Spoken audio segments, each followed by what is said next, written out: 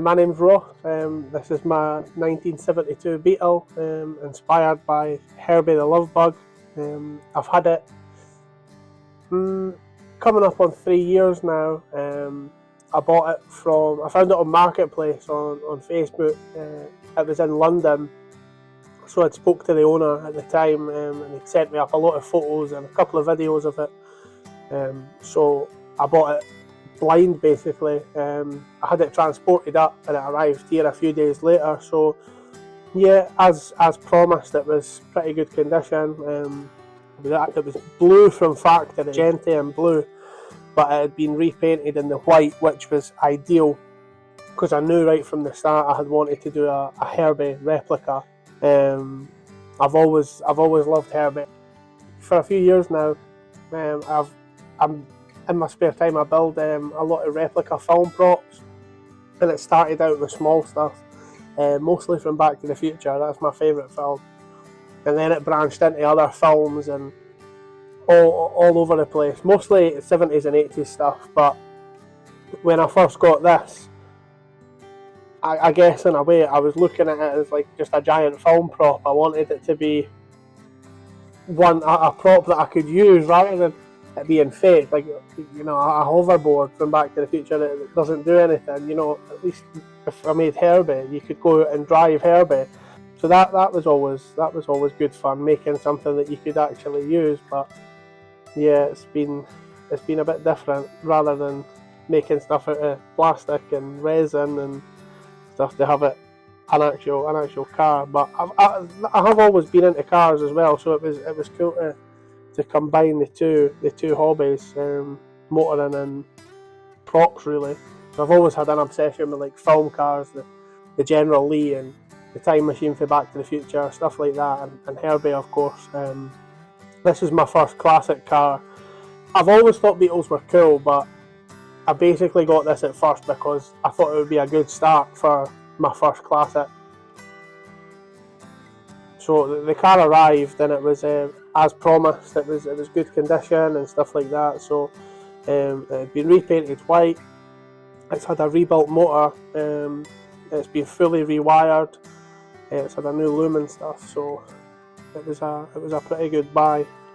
And then once I got it, it's been constant for the whole time. I've had early wings, lights, indicators on the front. It has the US spec towel rail bumpers, the same as Herbie. The early style 5x205 wheels. It's had a ragtop sunroof fitted, which was a kit I bought from America. It's had a lot of welding done to it. It's had both floor pans, heater channels, and a frame head bottom plate replacement.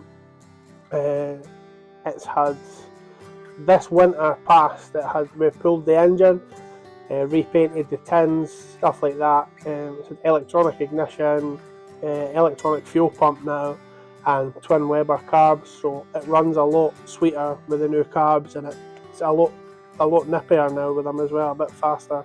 It has Porsche 911 seats, new carpets.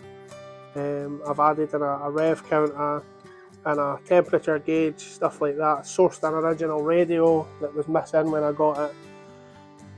So the year before last, the car was in the paper as well. It was in a few of them. I'd been out in the car and somebody had taken a photo of it and posted it on a Facebook group. And a guy from Edinburgh Live, a more local paper, had got in touch and asked to do an article on it. So he done a little article. It was really nice.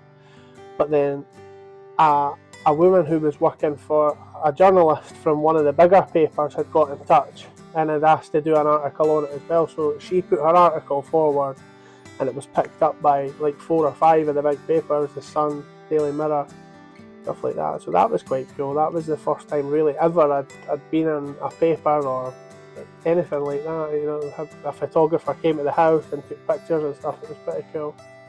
But it always seems to get a lot of attention. You always, wherever you go in it, there's always people waving and flashing their headlights and stuff like that, which is funny. I think people just they have such an attachment to the car. If you drove past them in a white Beetle, they think, oh, that's cool, there's a Beetle.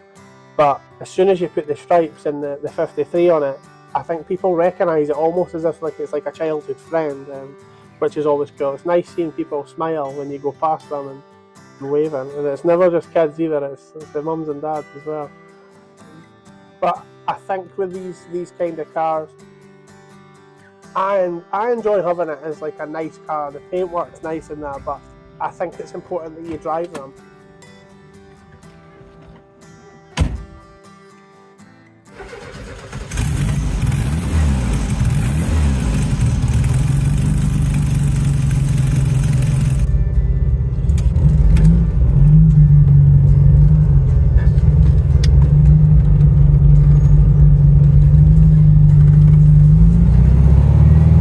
Since I've had this, I've put about 6,000 or 7,000 miles on it now, and it's never ever let me down once, nothing at all. It's always kept going, so hopefully long may it last.